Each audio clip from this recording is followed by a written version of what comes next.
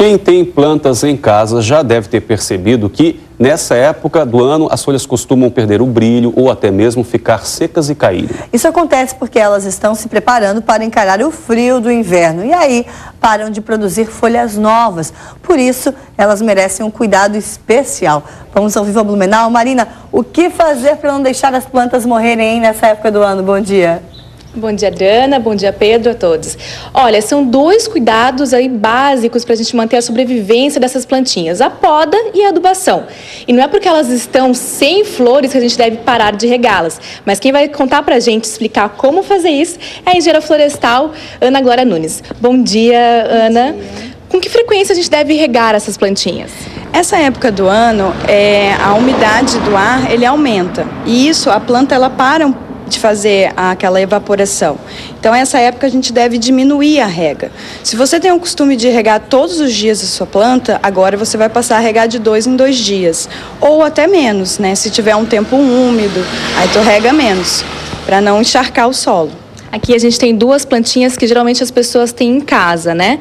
Vamos falar primeiro da palmeira, vamos trazer ela um pouquinho para cá.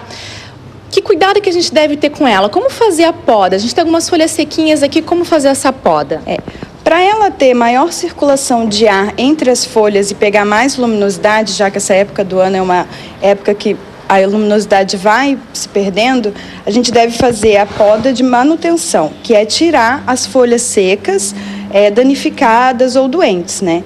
Você sempre vai pegar aqui no tronquinho, na haste do tronco, até o final da folhinha, e vai tirar.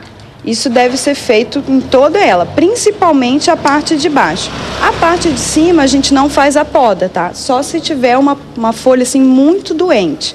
E isso vai facilitar com que a circulação de ar, né, e a entrada de luz nas folhas mais baixas. Eu preciso ter um instrumento específico para cortar como esse ou posso cortar com uma tesoura de casa? Não, uma tesoura de poda é essencial, assim, para poder fazer esse corte exato. Porque se ficar mal cortado aqui, pode dar uma abertura para a entrada de fungos, bactérias, doenças que pode, né, até matar a planta. Então, o ideal é que tenha uma tesourinha bem afiada de poda. Se não tiver, pode ser com uma faquinha lisa, bem afiadinha também.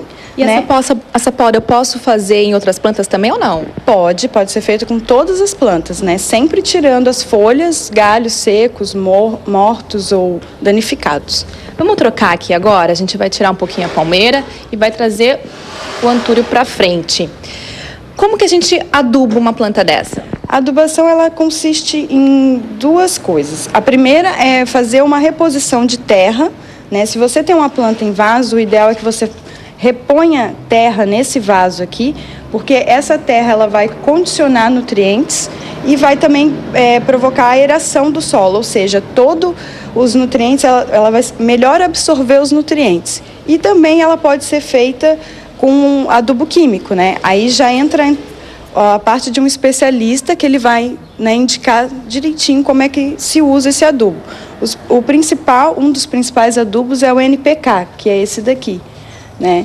Sempre cada adubo específico vai ter uma medida. Nunca a gente pode adubar quimicamente, fazer uma adubação assim alta. Sempre vai ter uma medida certa, porque se você adubar demais, você pode matar a planta. Já com a terra, com a reposição da terra, não. Você pode adubar sempre com uma terrinha bem adubadinha, que você compra nos garden centers, que ela vai se manter sempre bonita. E esses cuidados são específicos para essa época do ano ou eu posso fazer isso durante todo o ano? São cuidados, assim, essa época do ano, como é uma época de transição, é a principal época das podas, de limpeza e da adubação. Ok, muito obrigada pelas suas informações. Espero que vocês tenham aprendido a cuidar direitinho das plantinhas. É com você, Adriana. Obrigada, Marina, e bom dia. Obrigada pelas dicas. Bom dia.